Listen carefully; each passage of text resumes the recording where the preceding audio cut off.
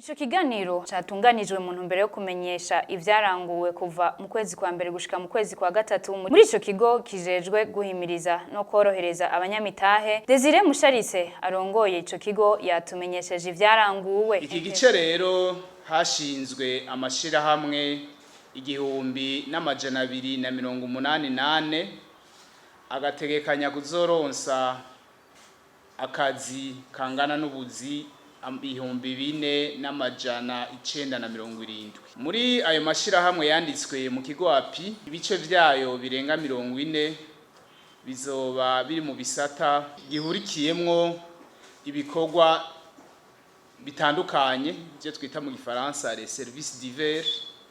Ibice 32 navyo ni vy'ubudandaji, ibice 12 ni vy'ubwubatsi, hanyuma ibice 10 kwijana ni mu gisata c'amagara y'abantu.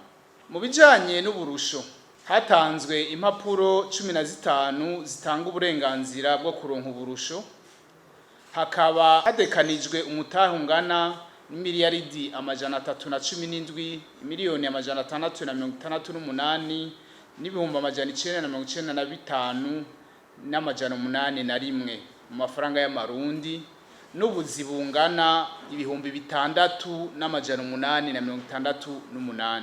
Nayo kubijanye n'itangwa ry'impapuro fata kibanza mu gukurikirana uburusho butangwa ko bukoreshwa ico buba bwasabwe, ngo haratanzwe impapuro zigera kuri 30. Ngo mu ntumbero rero yo korohereza abanyamitahe baramenyesha ko itegeko rivyerekeye ririko rirasubirwamwo. Mu ntumbero yo korohereza abanyamitahe twamenyesha ko itegeko rivyerekeye ririko rirasubirwamwo.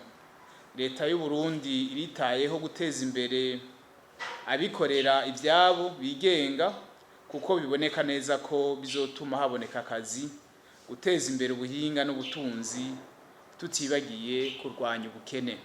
N'ugwaruka nago ngo ntibarusize inyuma mu kubatunganiriza inganda n'imigambi yo kwiteza imbere. Ntumbero yo gushira mu ngiro icivugo cuko umunwa wose woronka ico ufungura, umufuko nawo ukaronka ifaranga, ikigo API caratunganije inyigisho zituma ugwaruka ruhurikiye mu makoperative canke mu mashirahamwe witunganiriza imigambi bakoresheje igitabo ntunganyamugambi ku buryo amabanki yobashigikira. Ni muri iyo ntumbero aho kuva itariki 15 ntwarante gushika itariki 9 ndamukiza k'uyu mwaka, ikigo API gifadikanije ni banki y'ugwaruka BIJ catanze inyigisho kugwaruka rushika hafi 400 mu burere bwose bwo mu Burundi.